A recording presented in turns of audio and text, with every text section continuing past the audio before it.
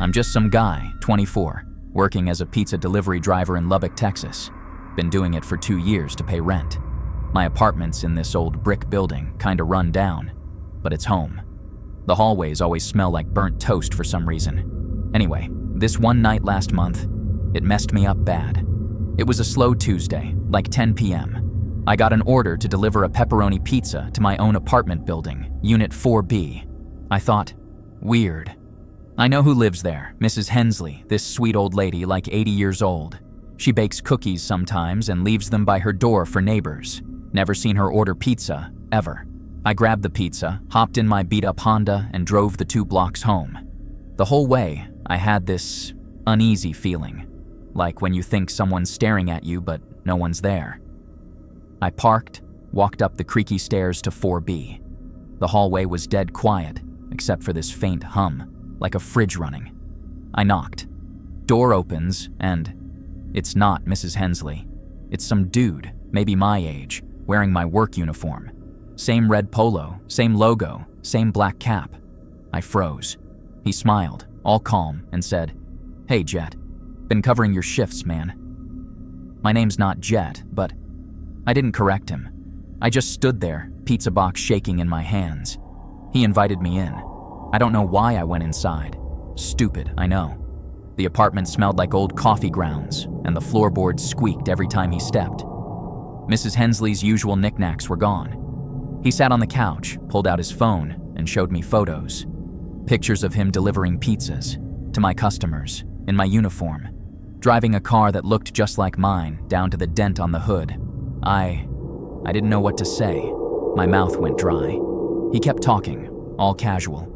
Said he'd been studying me for weeks, knew my routes, my regular customers, even how I fold the pizza boxes. He said he applied for my job with a fake ID, told my boss he was me, my boss. I thought about calling him right there, but my phone was in the car. Dumb move. Then he said, "Shit, this part's hard to say." He'd been texting my girlfriend, Kira, pretending to be me. Said she didn't even notice. He'd been to my gym, my coffee shop, even chatted with my neighbor about the weather. I mumbled, "Where's Mrs. Hensley?" He just shrugged, said she was fine. That's when he leaned in, eyes all cold, and said, "You're getting redundant, man. Time to step aside." My heart was pounding so hard I thought I'd pass out. I backed toward the door, stammering, I gotta go." He didn't stop me, just watched, smiling. I ran to my car, locked the doors, and peeled out. When I got home, I checked my apartment. Everything was normal, but I couldn't sleep. Kept hearing those damn floorboards creak, like someone was walking around. Next day, I called my boss. He said I'd been acting weird lately, but he didn't know about any new guy. Kira swore she hadn't gotten any strange texts. I went to 4B, Mrs. Hensley answered, alive, confused why I was so freaked out. No sign of that guy. I still check my mirrors when I drive, thinking he's out there, wearing my life like a costume. I don't know who he was, or if he's still watching.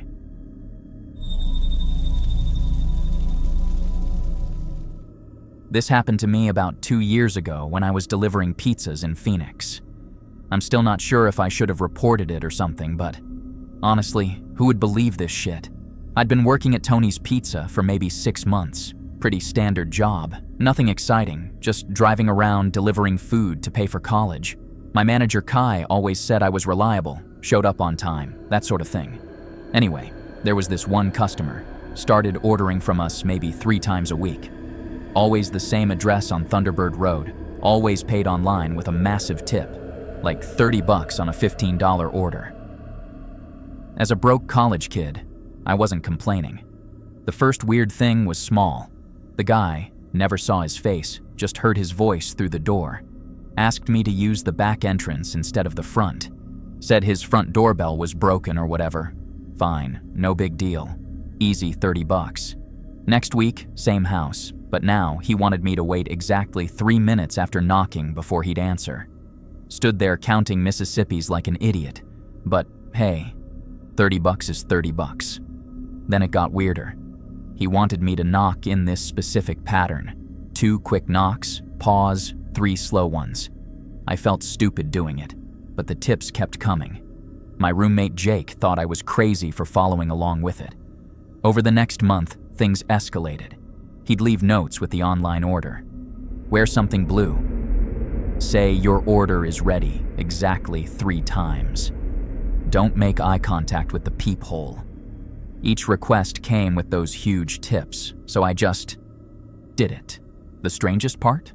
I started doing this stuff automatically. Even at other houses, I'd catch myself waiting 3 minutes before knocking, or saying, "Your order is ready," multiple times to confused customers. It was like my brain was on autopilot. One night, I remember because my neighbor's dog had been barking all evening, I delivered to the Thunderbird address again. This time, the door opened. Middle-aged guy, glasses, looked like any professor you'd see at ASU. But he was holding a tablet, and on the screen, it was me. Video footage of me delivering pizzas over the past month. "Fascinating," he said, not even acknowledging the pizza in my hands. "Look at this behavioral progression." He showed me clip after clip. Me waiting at doors, knocking in patterns, wearing specific colors. Even footage from other addresses where I was unconsciously following the same routines. "You've been part of a conditioning experiment," he explained casually, like discussing the weather. "Classical behavioral modification through positive reinforcement. I'm studying service workers throughout Phoenix, Uber drivers, delivery people, repair technicians. It's remarkable how quickly humans can be programmed with the right incentives." My hands started shaking. "What the hell are you talking about?" "You'll continue exhibiting these behaviors indefinitely," he continued, ignoring my question. "The conditioning is permanent now. Even knowing about it won't stop your subconscious responses. I have 17 other subjects showing the same results." He handed me another $30. "Thanks for participating. Your behavioral data has been invaluable." I drove home in complete silence. Didn't even turn on the radio. The worst part? He was right. Even now, 2 years later, I still catch myself doing those things. Waiting 3 minutes, knocking in patterns. It's like he rewired something in my brain that I can't undo. I quit Tony's Pizza the next day. Never went back to that house. But sometimes, late at night, I wonder how many other people in Phoenix are walking around with these invisible strings attached to them. How many of us are just puppets dancing to someone else's psychological experiment and we don't even know it?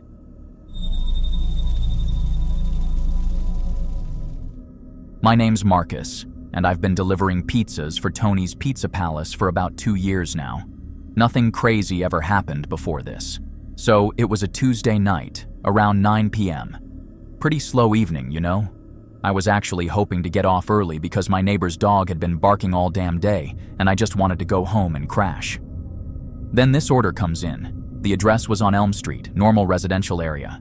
But the order was weird. Just 1 medium pizza, pepperoni. The customer left a note saying he was doing some kind of time and motion study for delivery companies. Said he wanted to observe my delivery process to help improve efficiency for the industry. Sounded legit enough, I guess. When I got there, this guy comes out immediately. Tall, maybe 40-something, wearing khakis and a button-down shirt. He had like 3 stopwatches hanging around his neck and was holding a clipboard. The moment I stepped out of my car, he started clicking buttons. "Perfect timing," he said, writing something down. "Now I need you to act completely natural. This is for research purposes." He had cameras too. 2 of them set up on tripods on his porch, recording everything. I felt a bit uncomfortable, but, companies do weird studies all the time, right? I handed him the pizza and he paid with exact change, still timing everything. Then the questions started. "How do you handle difficult customers?" he asked, still writing. "What's your strategy when you feel unsafe during a delivery?" I answered honestly, thinking this was just part of his research. But then he got more specific, really specific. "Tell me about your worst delivery experience. What scared you the most? How do you react when you're under pressure?" The questions felt personal. Too personal. Like he was digging into my head, you know? I started backing toward my car, but he kept talking. "We've been testing other drivers," he said casually, "creating different scenarios to see how people respond under stress. It's fascinating research. That's when he showed me his phone, video footage of other delivery drivers. I recognized some faces from competing pizza places around town. The videos showed them in situations that looked wrong. One guy was delivering to a house where people were screaming inside. Another was being surrounded by hostile customers in a parking lot. All manufactured, the guy explained. Fake emergencies, staged confrontations. We study human behavior under pressure. How much stress can someone handle before they become unreliable? My hands started shaking. This wasn't research. This was fucked up. You've been selected for our final phase, Marcus, he continued, reading my name tag. We're going to put you through a series of escalating psychological challenges.